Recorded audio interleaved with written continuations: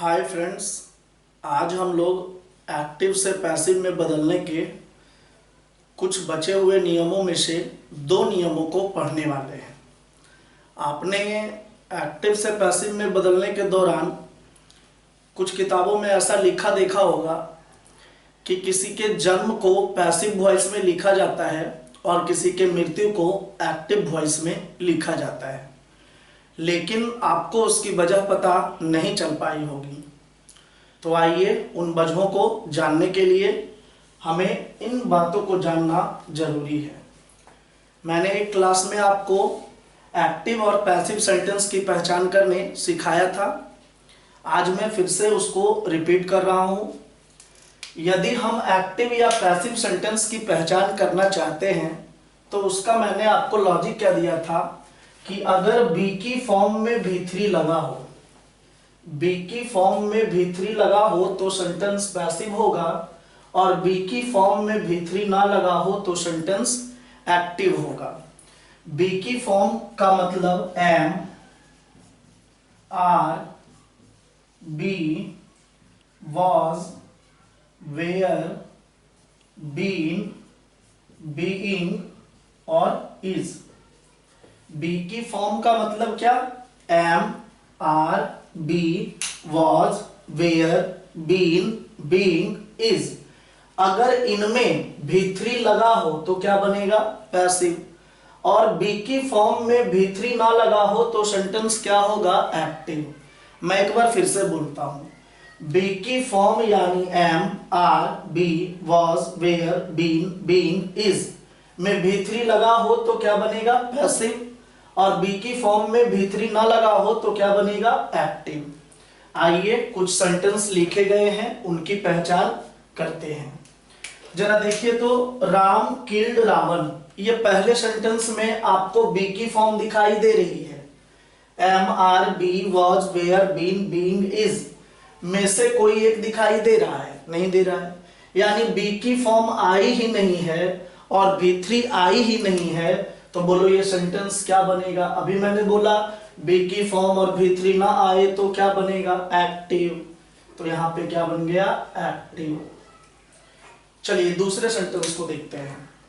The teacher is teaching English, शिक्षक अंग्रेजी पढ़ा रहे हैं। क्या आपको इस सेंटेंस में कहीं पे बी की फॉर्म दिखाई दे रही है? तो आप बोलेंगे हाँ सर, हमको इज दिखाई दे रहा है। बी की फॉर्म तो आई है, लेकिन मैं क्या बोल रहा हूं, बी की फॉर्म और भी3 दोनों आए तो बनेगा पैसिव, और दोनों में से कोई भी ना आए या दोनों में से कोई एक आए तो वो क्या बनता है? एक्टिव। जरा फिर से देखिए तो, बी की फॉर्म तो आई है, लेकिन क्या भी3 आई है? टीच का भी3 क्या होता है? Teach, taught, taut. क्या टाउट आई है? यानी भी3 नहीं आई। तो बी की फॉर्म और भी3 ना आए तो क्या बनेगा? एक्टिव। तो ये भी सेंटेंस क्या है? एक्टिव। आगे समझते हैं। The police have arrested the thief. मेरे भाई, आपको इस सेंटेंस में कहीं पे बी की फॉर्म दिखाई दे रही है?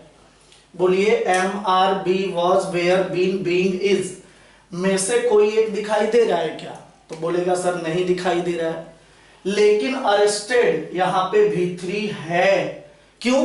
क्योंकि मैंने आपको बताया था कि जिस वर्ब के भी2 और भी3 रूप समान होते हैं तो उसको पहचानने का एक ही तरीका है कि अगर उसके पहले हैज, हैव, हैड लगा हो तो वो भी3 होगा, और हैज, हैव, हैड ना लगा हो तो वो एक्टिव होगा। तो देखो हैव लग गया तो यहाँ भी3 होगा ना। जैसे यहाँ पे देखो, किल, किल्ड, किल्ड। किल का भी2 भी किल्ड होता है और भी3 भी किल्ड होता है। तो क्या यहाँ पे हैज, हैव, हैड आया है? नहीं आया। इसका मतलब यहाँ पे ये भी2 है। लेकिन अगर ऐसा लिख देता, Ram had killed Ravan, Ram has killed Ravan, तब ये क्या बन जाता? भी3। समझ में आ रही है बातें? चलिए तो बोलिए, भी3 तो आई है, लेकिन क्या इस सेंटेंस में बी की फॉर्म आई है? नहीं आई है, यानी केवल भी3 आई, बी की फॉर्म नहीं आई। तो बोलो क्या बनेगा? एक्टिव। तो ये भी सेंटेंस क्या है? एक्टिव। आगे समझते हैं। Ravan was killed by Ram. इस सेंटेंस में देखिए कि क्या आपको बी की फॉर्म दिखाई दे रही है? तो बोलेंगे हाँ सर वॉज दिखाई दे रही है। मेरे भाई ये किल्ड V3 है। क्योंकि हम लोग पढ़ चुके हैं पैसिव बनने के लिए बी की फॉर्म में क्या लगा होता है? V3, यानी बी की फॉर्म भी आई और V3 भी आई। तो बोलो सेंटेंस क्या बनेगा? पैसिव। आगे समझते हैं, students are being taught in the class. क्या आपको इस सेंटेंस में बी की फॉर्म दिखाई दे रही है? तो बोलेंगे हाँ सर दिखाई दे रही है, बीइंग भी और आर भी है। प्लस V3 आई है कि नहीं? तो हाँ सर टाउट भी आया है तो V3 है।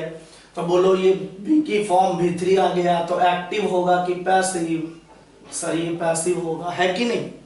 आगे समझते, a chair has been broken yesterday. क्या इस सेंटेंस में आपको बी की फॉर्म दिखाई दे रही है? तो हाँ सर क्या दिखाई दे रही है? बीन। प्लस V3 देखना है तो ब्रेक, ब्रोक, ब्रोकन। क्या ये ब्रोकन V3 है ना? तो ये बी की फॉर्म, ये बी की V3 आई। तो बी की फॉर्म में V3 आए तो क्या बनेगा? पैसिव। तो ये हमारा पैसिव। मेरे समझ से आपको मैं एक्टिव और पैसिव को पहचानने के लिए ये दूसरी बार बताया हूं। अगर आपको दिक्कत हो रही है तो इसकी एक स्पेशल वीडियो है, आप उसको जाकर देख लें।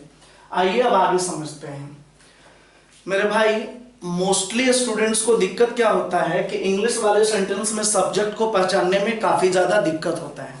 हिंदी में जो सेंटेंस रहता है तो उसको हम सब्जेक्ट को आइडेंटिफाई कर लेते हैं, लेकिन इंग्लिश वाले सेंटेंस में आइडेंटिफिकेशन करने के लिए कहा जाता है तो मुझे दिक्कत आ जाती है, बच्चों को दिक्कत आ जाती है। आइए आज हम लोग उसे आसानी से सीखते हैं। मैं क्या बोल रहा हूं कि एक्टिव सेंटेंस में सब्जेक्ट डूअर होता है। एक्टिव सेंटेंस में सब्जेक्ट कौन होता है? डूअर। और पैसिव सेंटेंस में सब्जेक्ट रिसीवर होता है। फिर से मैं बोल रहा हूं, एक्टिव सेंटेंस में सब्जेक्ट कौन बनेगा? डूअर। और पैसिव सेंटेंस में सब्जेक्ट कौन बनेगा? रिसीवर। डूअर यानी उस काम को करने वाला, रिसीवर यानी वो काम जिस पर किया जाए या वो जो उस काम को लेने वाला है, ग्रहण करने वाला है।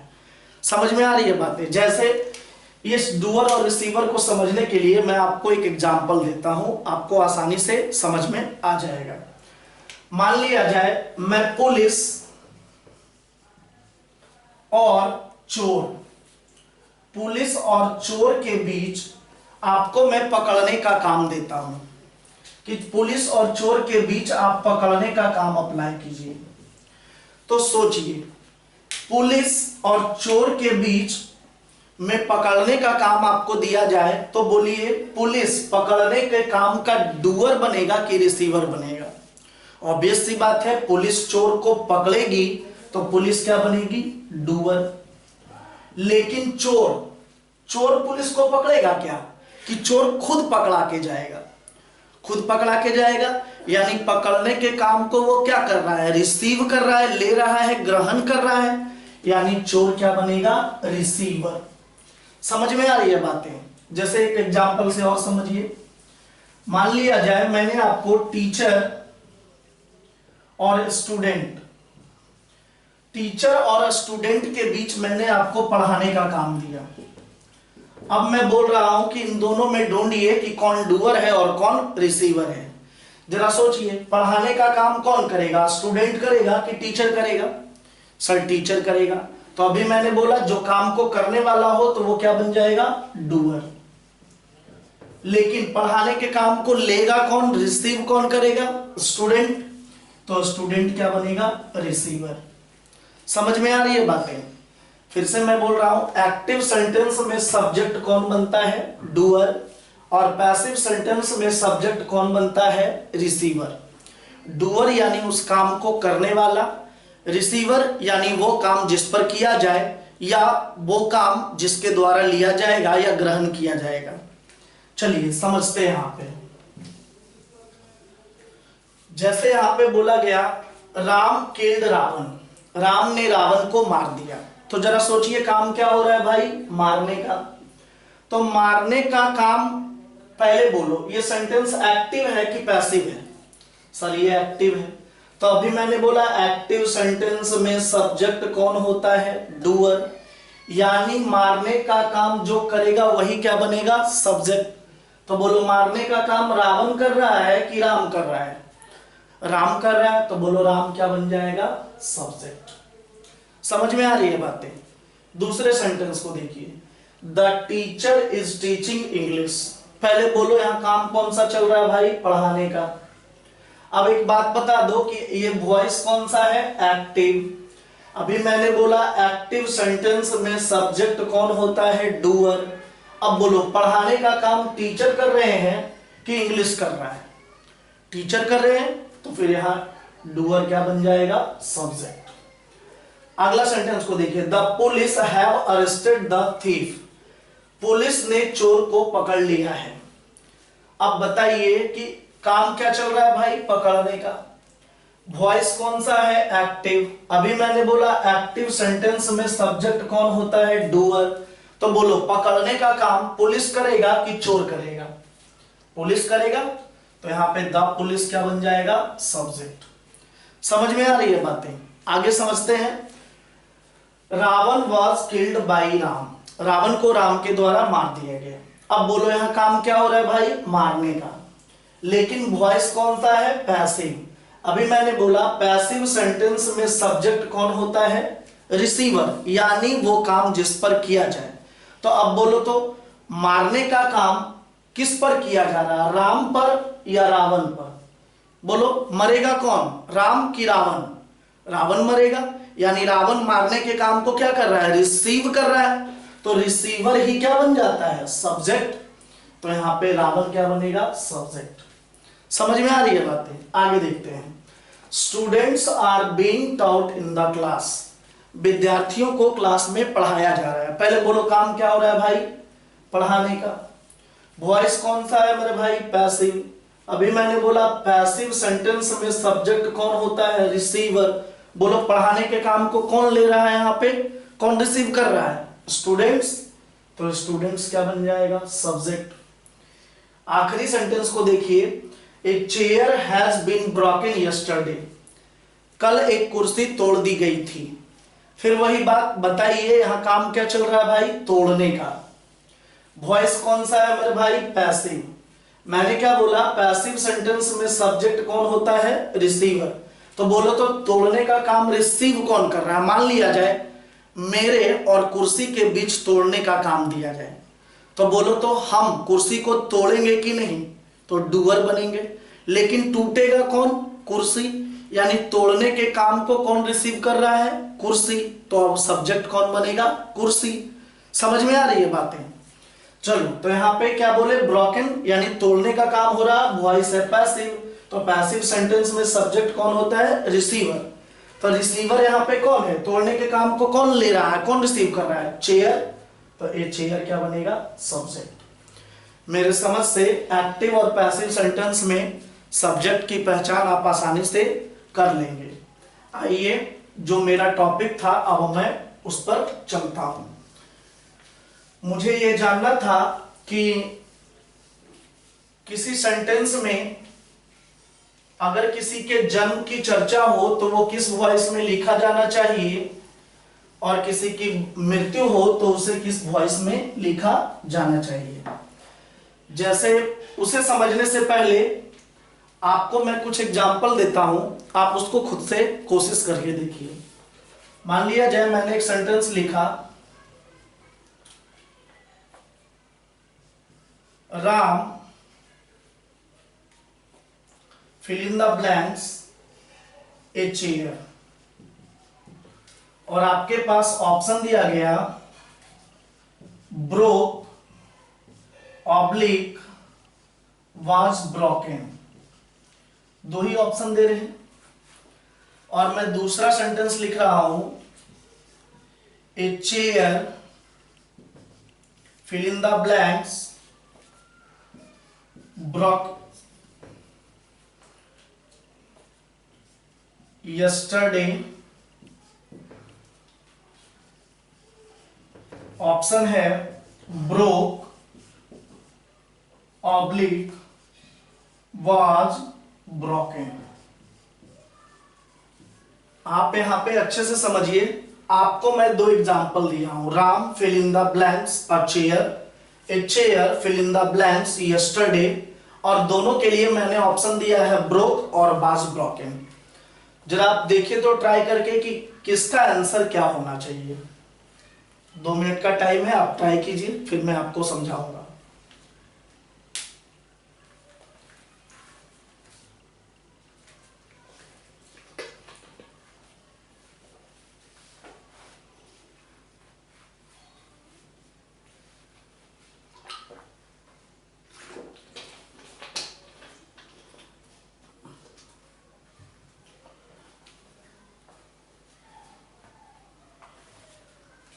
चलिए समझते हैं।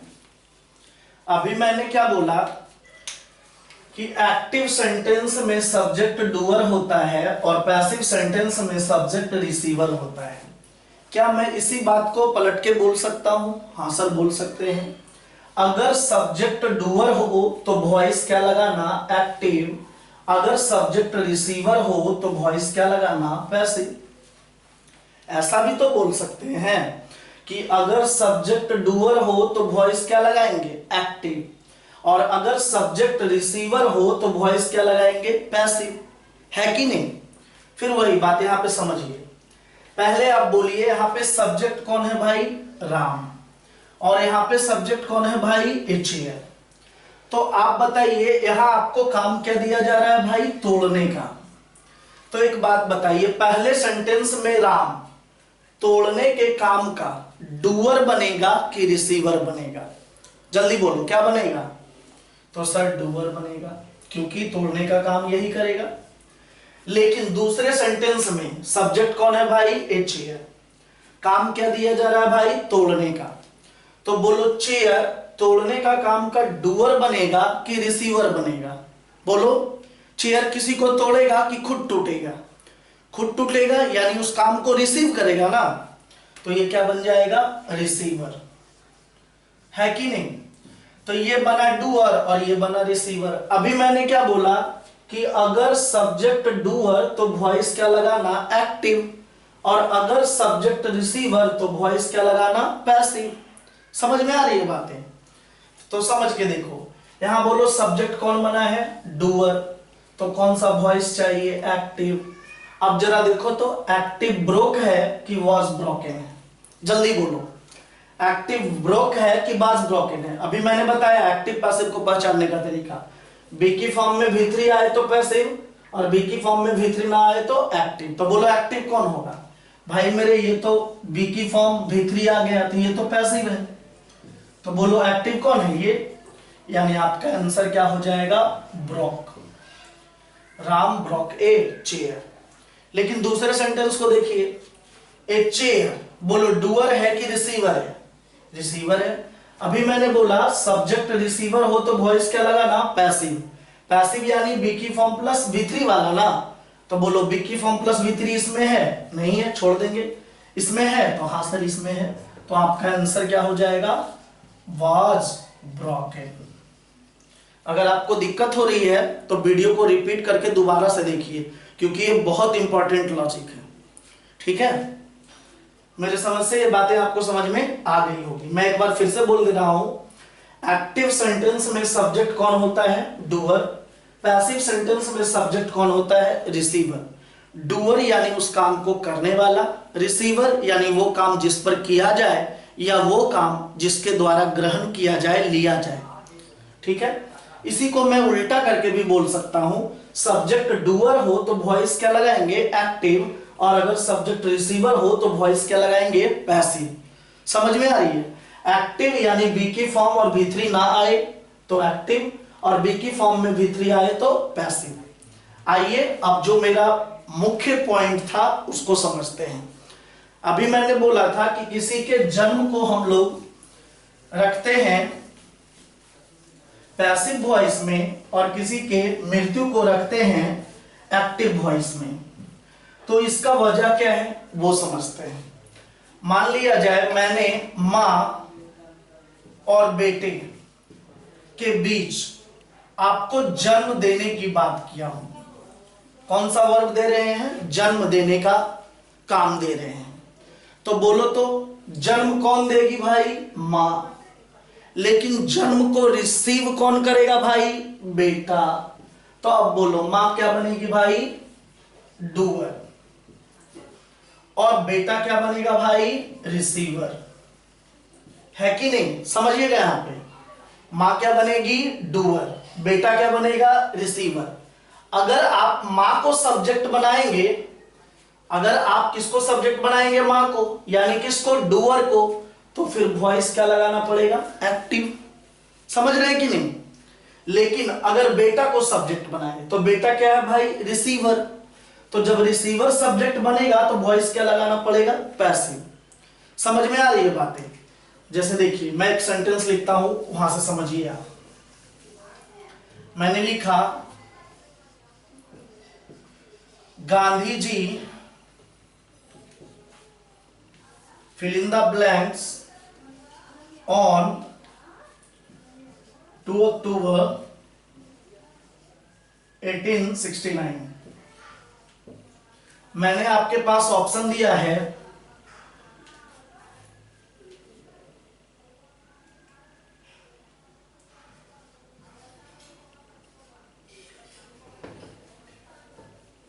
Bore oblique was born।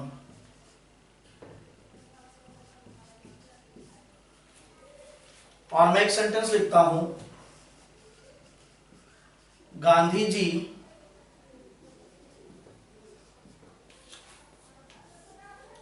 fill in the blanks on 30 जनवरी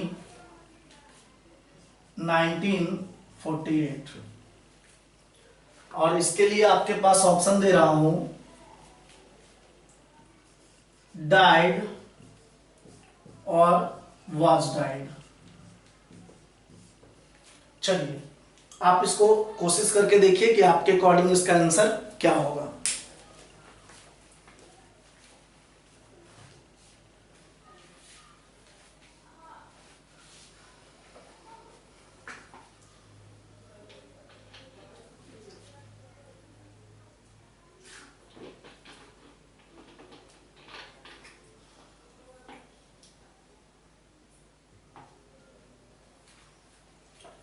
चलिए आइए समझते हैं, जरा सोचिए। यहां पे क्या बोला जा रहा है? Gandhi ji fill in the blanks on 2 October 1869। Option क्या दिया गया भाई? बोर और वाज बॉर्न। मेरे भाई एक वर्ब है बियर, BEAR। बियर मतलब जन्म लेना, ठीक है। बियर का V2 होता है बोर और V3 होता है बॉर्न। इसी में V3 एक और होता है BORNE। कभी कभी आप पढ़िएगा कि V1, V2 और V3। तो सर ये बॉर्न क्या है? तो ये वाला जो बॉर्न है ना भाई, वो एडजेक्टिव की तरह यूज होता है। जब मैं आपको पास्ट पार्टिसिपल पढ़ाऊंगा तो वहां पे आपको मैं बताऊंगा।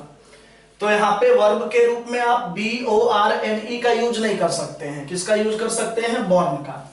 ये BORNE बॉर्न एक तरीके का एडजेक्टिव की तरह बिहेव करता है, ठीक है। वो आगे की वीडियो में देखेंगे। अभी जो हमारा टॉपिक है, गांधी जी का जन्म 2 अक्टूबर 1869 को हुआ। एक बात बताइए, गांधी जी का जन्म 2 अक्टूबर 1869 को हुआ, तो गांधी जी खुद जन्म लिए कि किसी को जन्म दिए? खुद जन्म लिए, यानी जन्म करने के काम का डूअर है कि रिसीवर है? रिसीवर है, उनकी मां ने उसे जन्म दिया होगा, है कि नहीं? तो उनकी मां डूअर और गांधी जी क्या बनेंगे? रिसीवर। अभी मैंने बोला कि अगर सब्जेक्ट रिसीवर हो तो वॉइस क्या लगाना? पैसिव। तो जरा बताइए पैसिव कौन है? बोर है कि वाज बॉर्न है? पैसिव यानी बी की फॉर्म प्लस V3, तो बी की फॉर्म और ये बॉर्न V3 है, यानी यहां आंसर क्या होगा? Was born. समझ में आ रही है बातें? आगे देखिए, Gandhi ji fill in the blanks on 30 January 1948। Gandhi ji की मृत्यु कब हुई भाई? 30 जनवरी 1948 को हुई। तो फिर वही बात, जरा सोचिए तो, गांधी जी मरने का काम का क्या बनेंगे? डूअर की रिसीवर? सोच के देखो, गांधी जी किसी को मारेंगे कि खुद मरेंगे? खुद मरेंगे, यानी मरने का काम को वो खुद करने वाले हैं ना। बोलिए। तो मरने का काम वो खुद करेंगे, तो बोलो क्या बनेंगे, डूअर। अब बोलो अगर डूअर सब्जेक्ट हो तो वॉइस क्या लगाना, एक्टिव। तो जरा बोलो तो एक्टिव वाज डाइड होगा क्या, ये तो बी की फॉर्म B3 है, ये खत्म। तो एक्टिव कौन है भाई, डाइड। ये हमारा आंसर हो गया, Gandhi ji died on 30 January 1948। मेरे समझ से ये बातें आपको समझ में आ गई होगी। अगर आपको दिक्कत हो रही है तो वीडियो को दोबारा से देखिए, इसे अधिक से अधिक लाइक कीजिए, शेयर कीजिए और सब्सक्राइब कीजिए। धन्यवाद।